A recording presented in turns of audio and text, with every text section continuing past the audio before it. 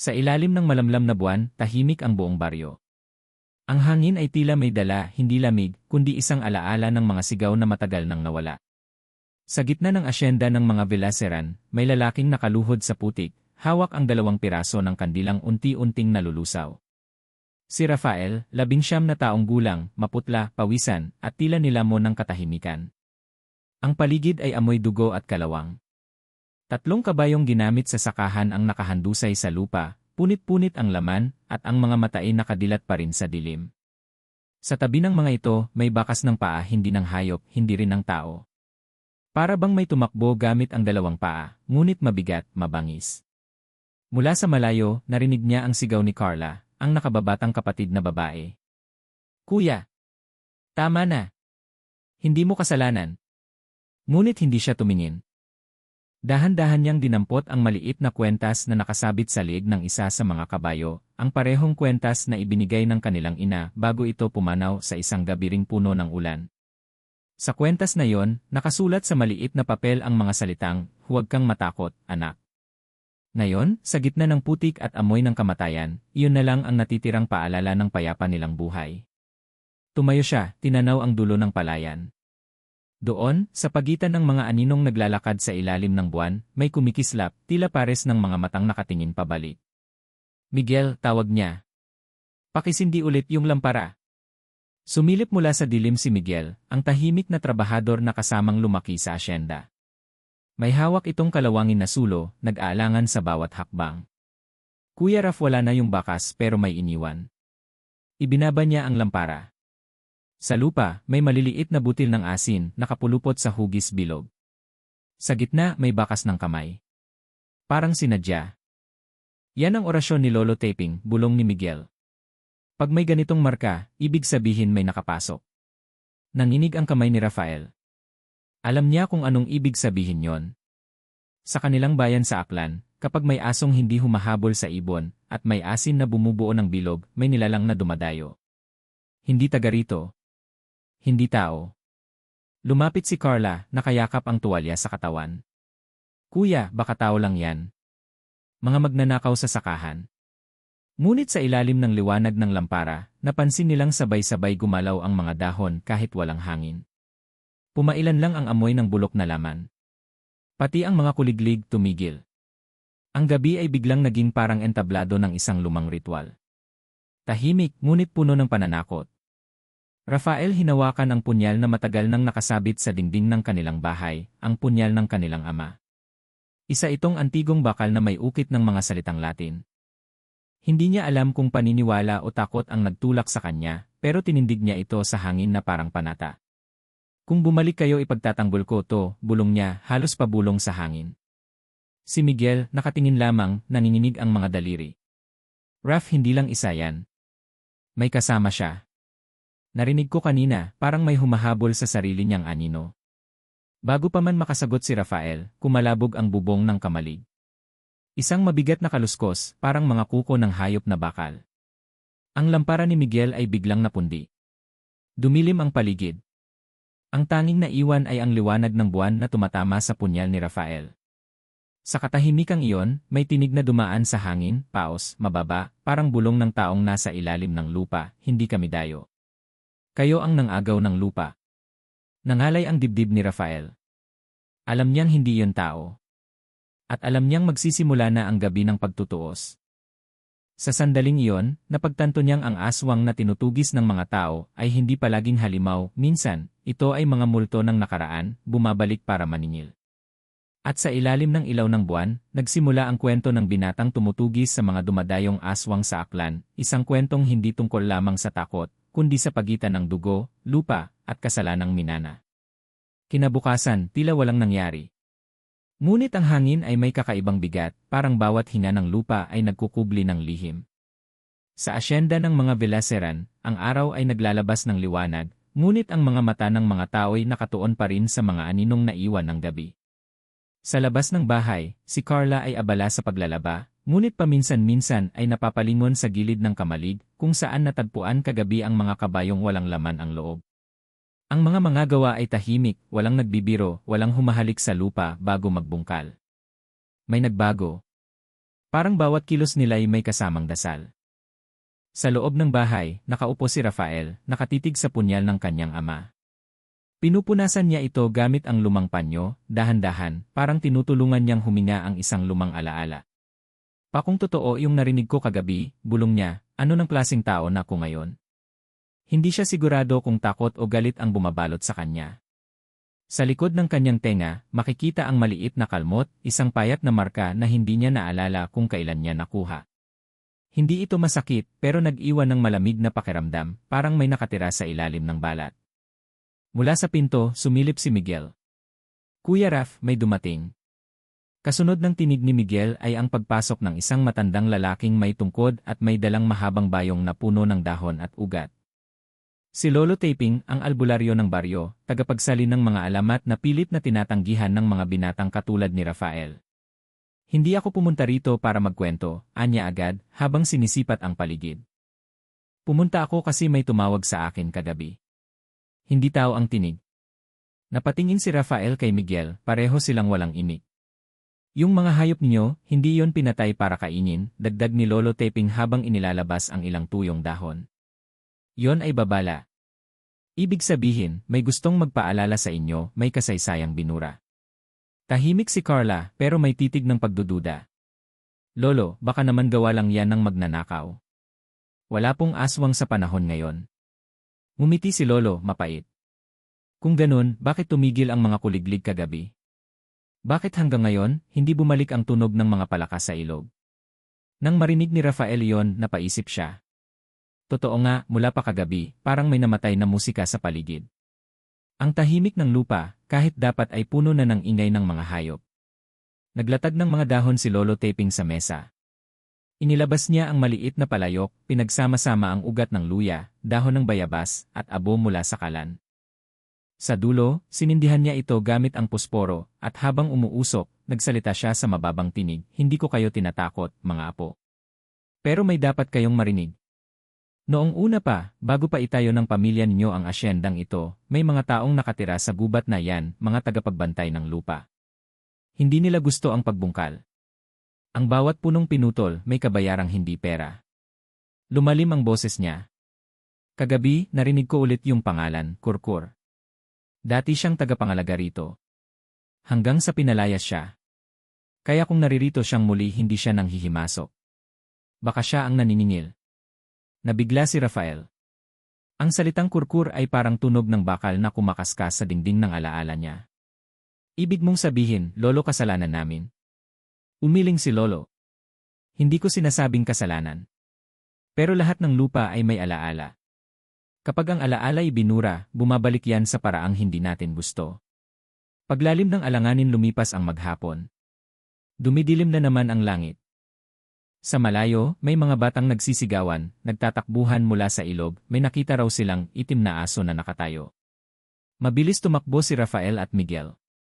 Pagsapit nila sa ilog, wala ng bata, pero may mga yapak sa putik, malalaki, mahahaba, at humahalo sa mga bakas ng tao. Sa ibabaw ng bato, may mga patak ng dugo. Lumapit si Miguel, nanginginig. Kuya, hindi to pwedeng aksidente. May sugat yung isa sa mga batang yon. Hanapin mo sila, utos ni Rafael. Dalhin mo rito si Carla. Huwag mong hayaang lumabas. Habang umaalingaw-ngaw ang utos ni Rafael, naramdaman niyang humahapdi ang likod ng kanyang tenga, doon sa maliit na kalmot. Mainit ito, parang sinusunog ng apoy. Pinilit niyang hindi pansinin, ngunit nang dumampi ang hangin, may tunog siyang narinig bulong, mahina, pero malinaw. Hindi ka biktima, Rafael. Isa ka sa amin. Napaatras siya, nahulog ang punyal. Napatingala siya sa langit na unti-unting kinakain ng ulap.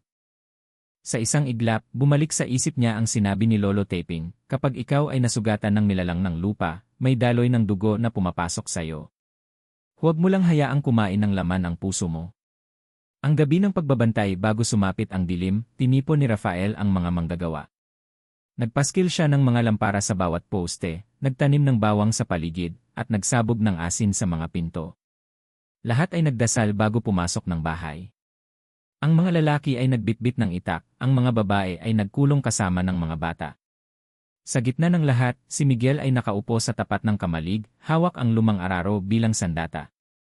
Nakatingin sa dilim, tila may inaantabayanan. Lumapit si Rafael. Natakot ka ba? Hindi, kuya. Pero gusto kong makita ulit yung hayop. May dapat akong patunayan. Ano nung gusto mong patunayan? Na hindi ako duwag gaya ng tatay ko. Tahimik. Ang mga salita ni Miguel ay parang tumaga sa katahimikan ng gabi. Alam ni Rafael na matagal nang patay ang ama ni Miguel, isang trabahador na nawala noon sa gubat ng walang bangkay na nahanap. Sabi ng iba, inagaw ng mga nilalang sa bundok. Kung makita ko man yon, dugtong ni Miguel, ako mismo ang tatapos. Ang pag-ugong 10:00 ng gabi. Tahimik. Wala ni isang kuliglig. Ang mga alon ng hangin ay dahan-dahan, pero sa kalaliman ng gabi, may tunog na pumunit sa katahimikan, isang ugong na mababa, parang halo ng hangin at sigaw. Nagkatinginan si Rafael at Miguel. Kumilos silang parang magkapatid na sanay sa panganib. Dahan-dahan silang pumasok sa tubuhan, ang mga lampara ay nanginginig sa kanilang mga kamay.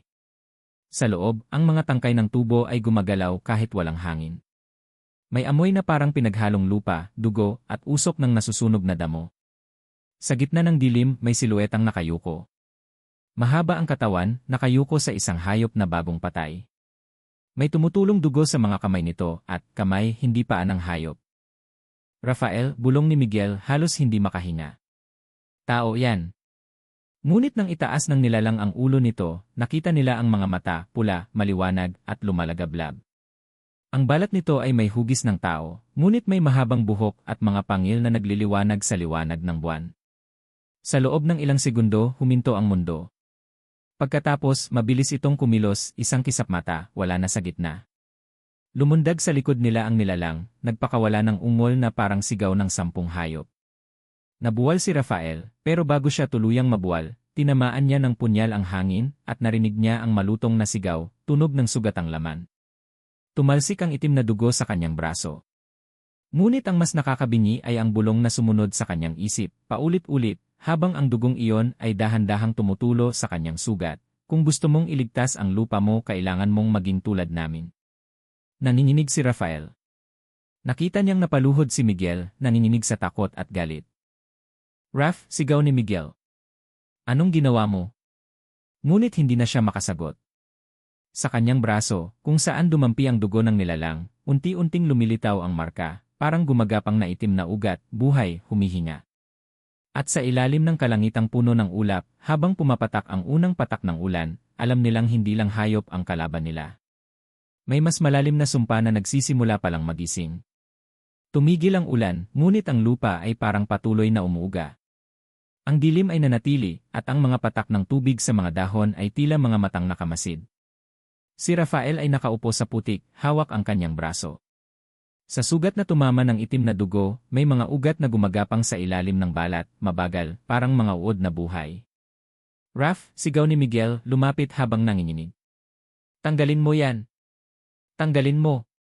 Sinubukan ni Rafael, pero sa bawat paghila niya ng laman, mas lalong kumakapit. Ang sakit ay hindi laman, ito ay parang apoy na kumakain sa loob ng dibdib. Hindi mo pwedeng labanan yan, tinig ni Lolo Taping, biglang sumulpot mula sa dilim, hawak ang isang sulo. Ang dugo ng lupa ay kumapit sa'yo. Napahinto si Miguel. Anong ibig mong sabihin? Naitanim sa kanya ang bahagi ng nilalang na yon, sagot ni Lolo. Pero hindi pa huli. Kung makayanan niyang kontrolin ang galit, hindi siya magiging isa sa kanila. Pero kapag bumigay siya, itinaas niya ang tingin kay Rafael. Magiging yanggaw ka, anak. Tumulo ang ulan sa punyal ni Rafael. Tinitigan niya ang sariling refleksyon sa bakal, maputla, nanginginig, ngunit may kumikislap sa mga mata niya na hindi dati naroon. Isang uri ng liwanag na hindi niya maintindihan, galit, takot, at gutom. Lolo, bulong niya, paano kung yung parte ng halimaw sa loob ko mas totoo kaysa sa parte kong tao? Tahimik si Lolo. Sa paligid, naririnig ang mahinang alingawmaw ng mga asong umaalulong sa bundok, mahaba, nakakatindig balahibo, parang mga awit ng nagigising na kaluluwa. Lumapit si Miguel, mahigpit ang hawak sa itak. Raf, kung sakaling magbago ka, ako na mismo ang tatapos. Nagkatinginan sila, hindi bilang magkaibigan, kundi bilang dalawang taong haharap sa parehong dilim. Huminga ng malalim si Rafael, tiningnan ang madilim na kalangitan. Kung kailangan kong mamatay para hindi maging tulad nila ako mismo ang gagawa. Ngunit sa ilalim ng kanyang kamay, ramdam niya ang tibok ng sugat, parang puso na humihinga mag-isa. At sa loob ng kanyang dibdib, may tinig na bumubulong muli, hindi mo kami kalaban, Rafael. Kami ang dugo ng lupa. At ikaw, isa sa amin. Sa sandaling iyon, nagsimulang pumutok ang kidlat, at alam niyang hindi lang ito simula ng bagyo. Ito na ang simula ng pagbabagong hindi na niya mababawi. Lumipas ang 3 gabi. Hindi pa rin tulog si Rafael. Bawat patak ng ulan ay parang pag-iling ng mundo sa kanya. Sa salamin, napapansin niyang humahapdi ang sugat tuwing sumasapit ang hating gabi. Minsan, sa mga anino ng lampara, nakikita niyang gumagalaw ang balat ng kanyang braso, parang may gustong kumawala. Hindi niya alam kung alin ang mas nakakatakot, ang mga nilalang sa gubat, o ang sarili niyang laman na unti-unting nagiging banyaga. Sa kabilang silid, tahimik si Carla, tulog ng mahigpit ang kapit sa rosaryo. Ngunit si Miguel ay hindi nakatulog. Nakaupo siya sa may pinto, hawak ang itak, nakatingin kay Rafael. Bakit hindi ka matulog? Tanong ni Rafael, paus. Paano kung magising ka bilang isa sa kanila? Sagot ni Miguel, diretsyo. Tahimik. Tumayo si Rafael, lumapit sa bintana. Sa labas, ang mga tubo ay humahampas sa hangin, at ang mga lampara ay tila nagkikislot. Miguel, mahina niyang sabi, minsan naiisip ko baka yung mga halimaw na hinahabol natin, hindi nila sinimulan to, baka tayo. Anong ibig mong sabihin? Ang lupa, kinuha natin. Ang gubat, pinutol natin. Ang mga hayop, pinatay natin para magtayo ng bahay. At ngayon, kapag may kumukuha pabalik, tinatawag nating aswang. Umiling si Miguel, nanlilisik ang mata. Walang dahilan para pumatay ng tao, Raf. Walang dahilan para lamunin ang anak ng ibang pamilya. Pero bago pa siya makasagot, may kumalabog sa labas. Isang sigaw malalim parang boses ng trabahador. Sumunod ang sunod-sunod na kaluskos. Tumakbo sila palabas, hawak ang lampara. Sa gilid ng kamalig, 2 manggagawa ang duguan, sugatan. Ang isa, halos wala ng mukha. Diyos ko, bulong ni Carla, lumabas at napasigaw. Nang silipin nila ang paligid, wala nang nilalang, pero may iniwang marka sa lupa, isang bilog ng abo at asin, at sa gitna nito, may mga patak ng dugo na kumikislap sa ilalim ng buwan. Gusto nilang bumalik, sabi ni Lolo Taping, sumulpot mula sa likuran, hingal. Hindi lang sila nananakit, nagpapadala sila ng paalala. Rafael napatingin sa sugat niya, at doon niya napansin, kumikislap din ito, tulad ng dugo sa lupa. Lolo, nanginginig niyang sabi, ano to? Isa kang daanan, anak, sagot ng matanda. Kung hindi mo mapipigil ang laman mo, sila mismo ang daraan sayo. Dumaan ang katahimikan na parang hampas ng kulog. Si Miguel, nanginginig, itinuro ang punyal sa kanya. Raf, huwag kang lalapit. Ngunit hindi na siya nakagalaw. Ang mga mata niya ay tila nagbabago ng kulay, itim, may bahid na pula. Ang mga ugat sa kanyang braso ay kumikilos na parang buhay. Hindi ko to gusto, Miguel, nanginginig na boses ni Rafael.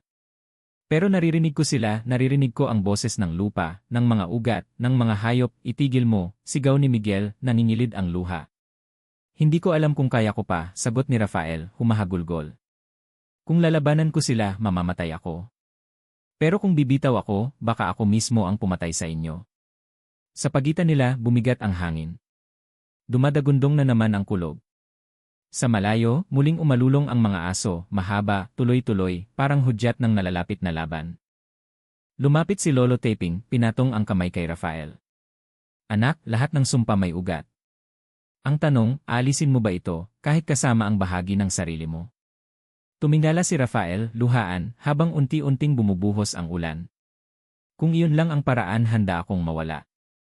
At sa ilalim ng umuulang gabi, habang ang hangin ay nagiging usok at ang lupa ay nagbubulong ng galit, nagsimulang pumutok ang unang apoy ng paglalaban, hindi pa man nagsisimula ang tunay na digmaan, pero alam nilang walang babalikang bukas.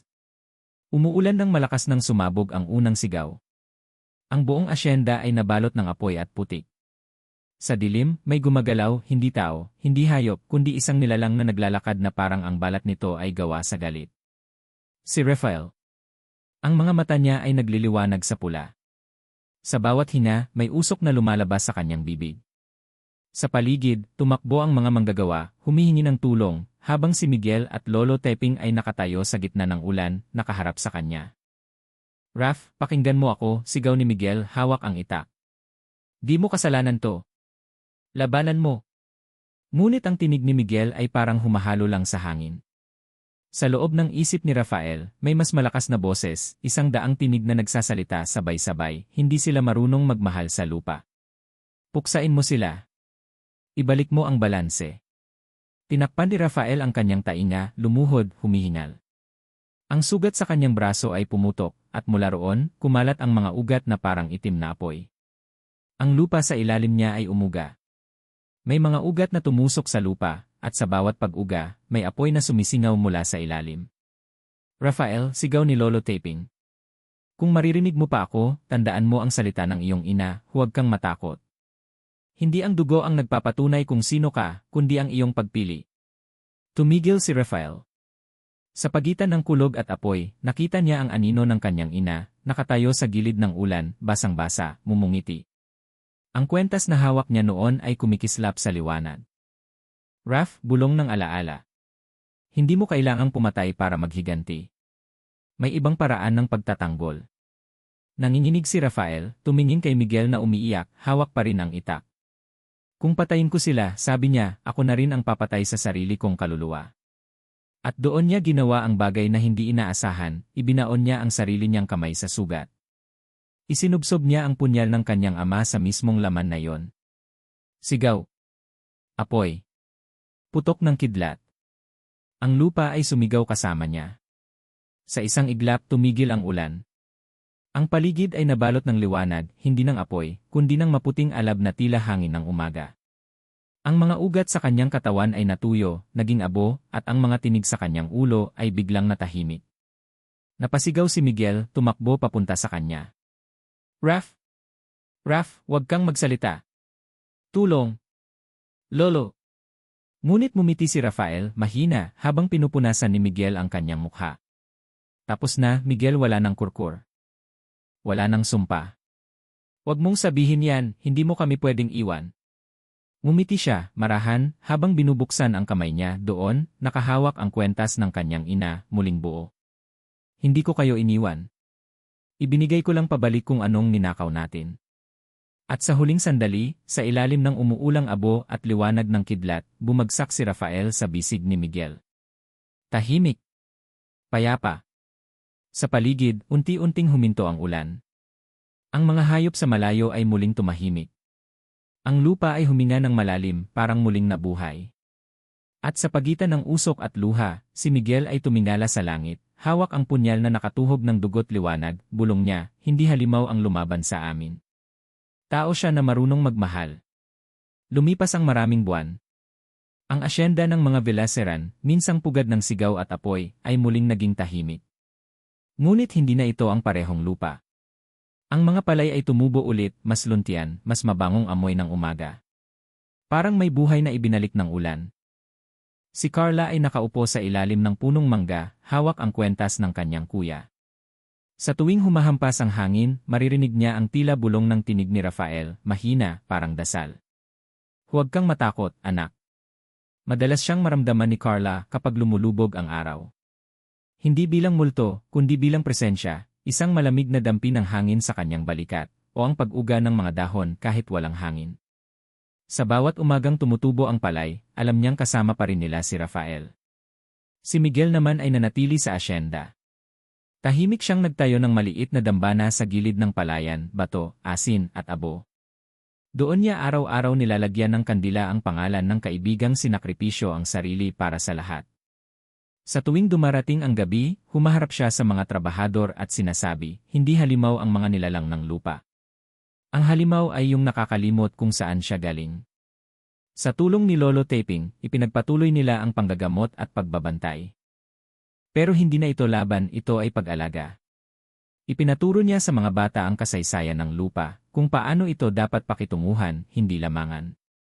Ang dating takot ng baryo ay napalitan ng paggalang. Wala nang panggagabi, wala nang sigaw. Ang tanging naririnig na lang ay ang pagaspas ng mga ibon sa umaga at ang kaluskos ng mga palay tuwing hapon. Isang gabi, naglakad si Miguel sa gitna ng taniman, bitbit ang lampara. Pinikit niya ang mga mata at bulong, Raph, kung naririnig mo ko, natupad mo na. Buhay na ulit ang lupa. May mahinang ihip ng hangin. Sumayaw ang mga tangkay ng palay na parang may humahaplos. At mula sa dilim, isang tinig, hindi sigaw, hindi boses, kundi parang tugtog ng hangin sa ilalim ng lupa, hindi ako umalis, Miguel. Basta may nagmamalasakit, naririto ako. Tumingala siya. Sa dulo ng taniman, sa ilalim ng buwan, tila may nakatayong anino, isang lalaki, nakangiti, hawak ang punyal na nagliliwanag sa puti. Pagkislap ng kidlat, nawala ito.